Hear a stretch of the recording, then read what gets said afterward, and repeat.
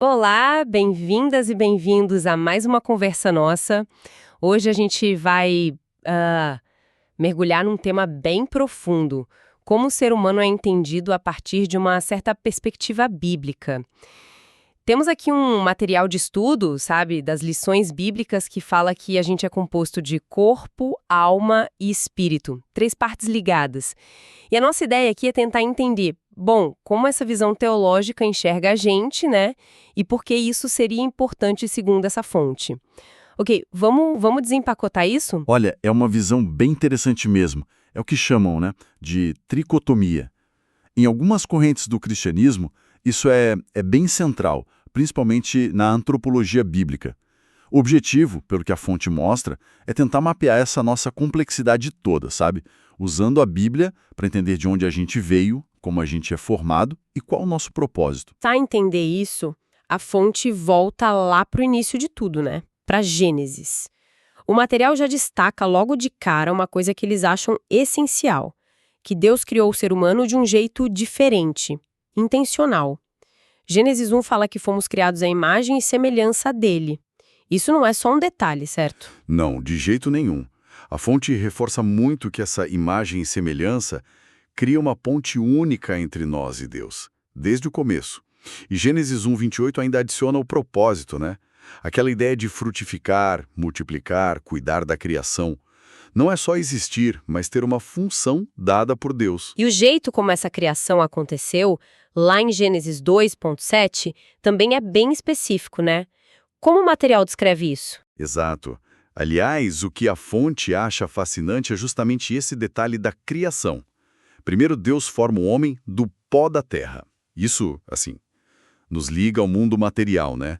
Nossa parte terrena. Mas o ponto-chave mesmo que eles destacam é o que vem depois.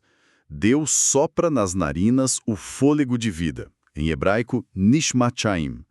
É esse sopro direto de Deus, essa faísca divina que a fonte diz que transforma o pó em alma vivente.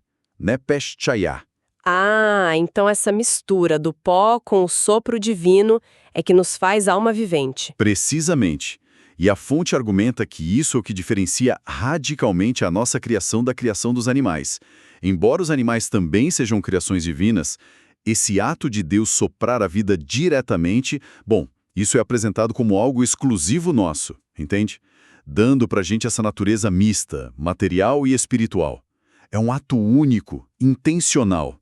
A base para essa ideia da tricotomia. Entendi. Essa base na criação leva a gente então para o conceito principal que o material explora, a ideia de sermos corpo, alma e espírito.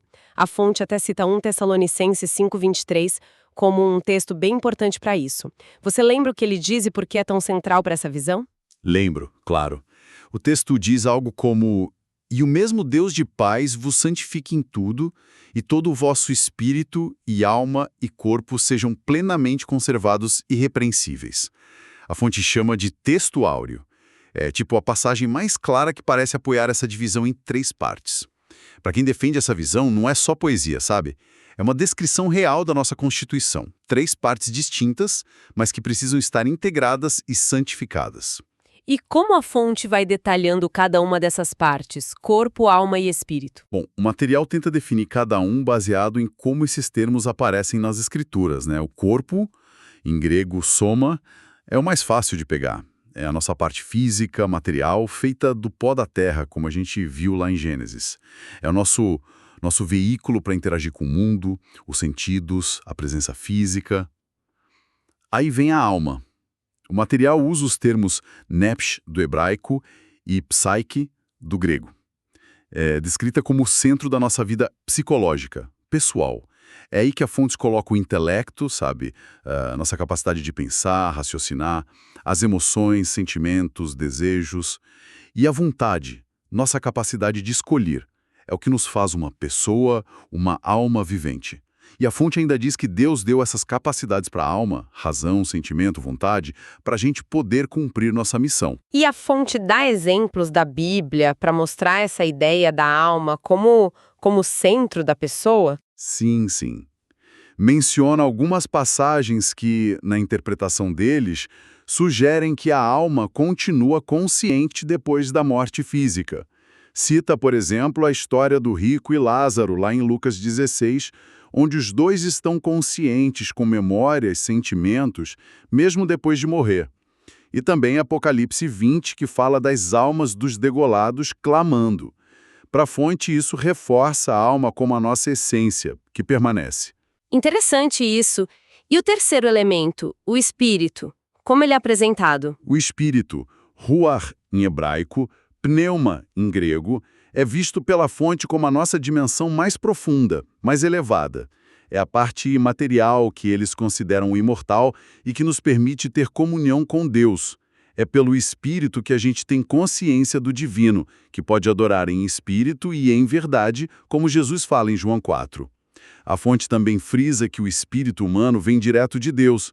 Cita Zacarias 12:1, que fala que Deus forma o espírito do homem dentro dele. E qual seria a função principal do espírito nessa visão? A função número 1, segundo o material, é ser o nosso ponto de contato com o mundo espiritual, principalmente com Deus.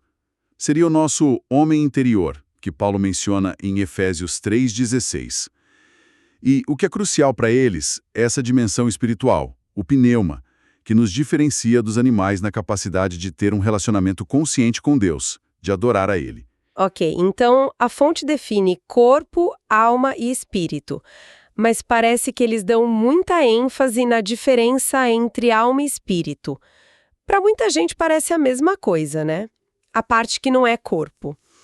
O material até cita Hebreus 4:12, que a palavra de Deus pode dividir alma e espírito. Qual é a diferença de função que a fonte vê entre os dois? Porque isso seria importante. A fonte argumenta que, embora sejam ambos imateriais e muito ligados, as funções e os focos são diferentes. A alma, psique, estaria mais ligada à nossa consciência do eu e do mundo em volta. Ela processa o que vem dos sentidos, gerencia pensamentos, emoções, decisões, é o centro da nossa personalidade na interação com o ambiente, com os outros. Poderia pensar nela como agindo mais na dimensão psicológica e relacional, horizontal, digamos assim. Já o espírito, pneuma, para a fonte estaria voltado principalmente para a consciência de Deus, da realidade espiritual.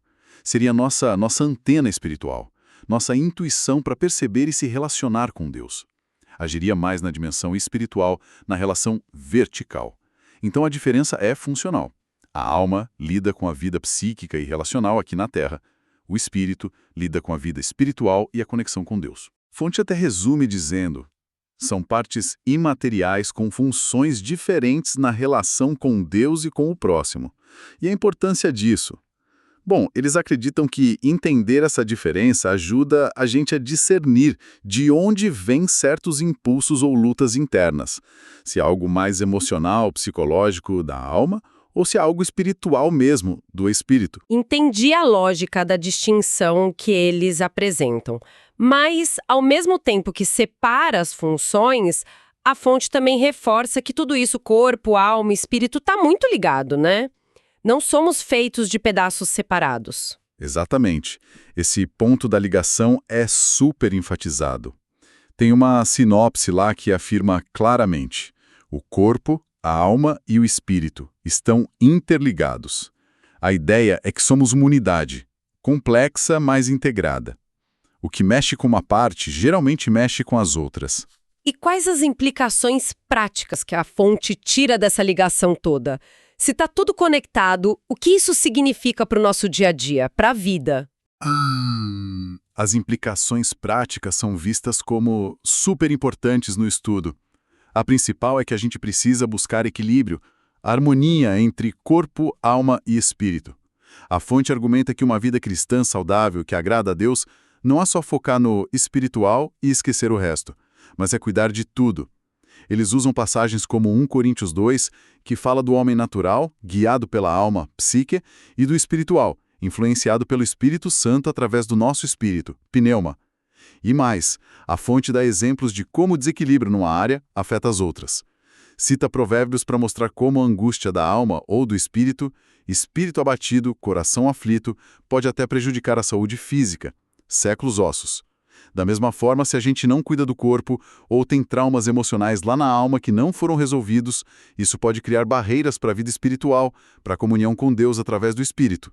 O pecado também entra aí, como algo que bagunça essa harmonia toda. Então, a saúde nessa visão é algo bem integral, holístico. Sim, total.